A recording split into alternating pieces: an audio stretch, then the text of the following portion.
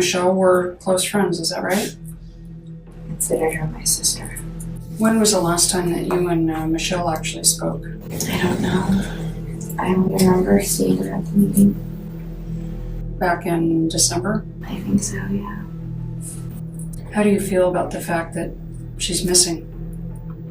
I wish you guys would find her.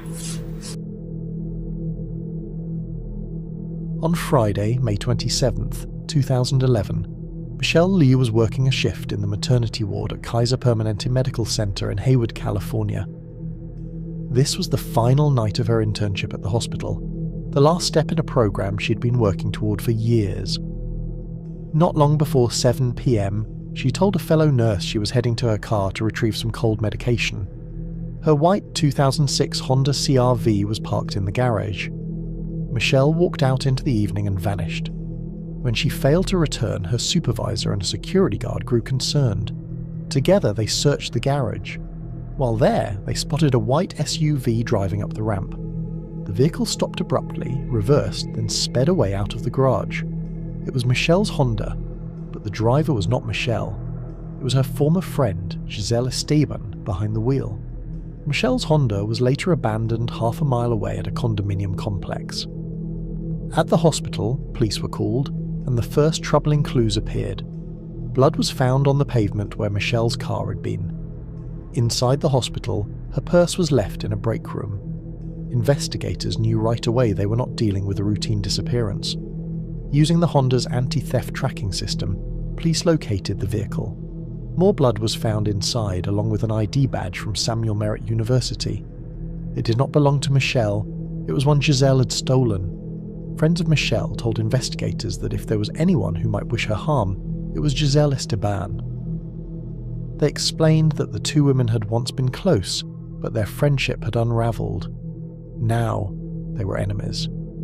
On May 28th, just before midnight, police spoke to Giselle. She admitted being at the hospital the night before, but claimed it was for a routine reason. She said she was pregnant and wanted to talk to staff about medical coverage. She even volunteered that she had seen Michelle walking toward the garage, but insisted it was coincidence and that she never spoke to her. When asked about her relationship with Michelle, her answers were bitter and contradictory. She claimed Scott Arasigan, her ex-boyfriend and the father of her child, had slept with Michelle. She blamed Michelle for destroying her relationship. At one point she said, "I don't know who she is anymore."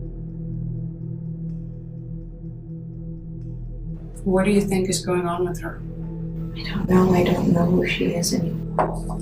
But as far as you know, this would be very unusual for her, right? To have just gone missing? I don't know. I don't know Michelle anymore. I stopped knowing her a long time ago.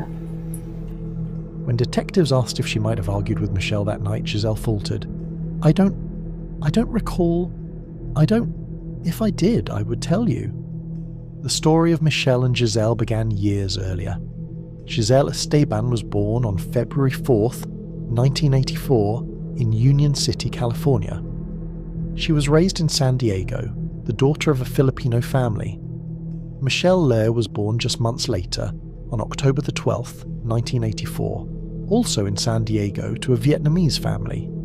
In high school, the two young women met and became friends. Michelle was outgoing, with a wide circle of interests and connections. Giselle was quieter, more withdrawn, a loner. They seemed mismatched, but they bonded. Some believe Michelle may have been Giselle's only real friend. Both shared a dream of becoming nurses. In the spring of 2003, they moved to the San Francisco Bay Area to pursue their college studies. Their paths soon diverged, but their lives remained entangled. Michelle briefly dated a fellow student named Scott Arasigan. After the romance ended, the two remained friends. Later that year, Giselle began dating Scott herself. The relationship lasted until 2005. After their breakup, Giselle discovered she was pregnant. In October 2005, she and Scott welcomed a daughter. They attempted to reconcile and live together for 3 years. During that time, Giselle dropped out of school and took a job at a daycare centre, while Scott pursued his own career. By 2008, the relationship was over for good.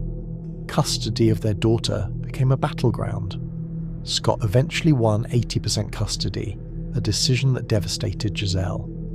Their relationship remained volatile, though they sometimes resumed physical intimacy, which Scott later described as backsliding.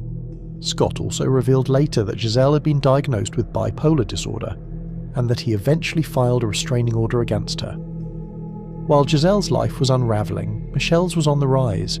She graduated with her bachelor's degree and pursued nursing at Samuel Merritt University in Oakland. She was a full-time student while also working part-time as an accountant. From Giselle's perspective, Michelle embodied everything she no longer had: stability, opportunity, progress. Her resentment grew into something darker.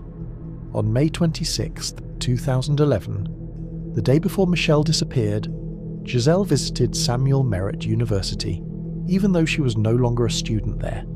She told a secretary she had an appointment with a counsellor. While the secretary stepped away, Giselle stole an ID badge belonging to an employee who had not yet started work. That same day, she tested the badge at 8:40 a.m. Later, between 5:11 p.m. and 7:11 p.m, she used it again in various locations around campus. She was attempting to access Michelle's schedule. Her efforts did not stop there. Giselle contacted a friend of Michelle's, fishing for her address. She called Samuel Merritt, disguising her voice as Jamie, and tried unsuccessfully to obtain Michelle's phone number.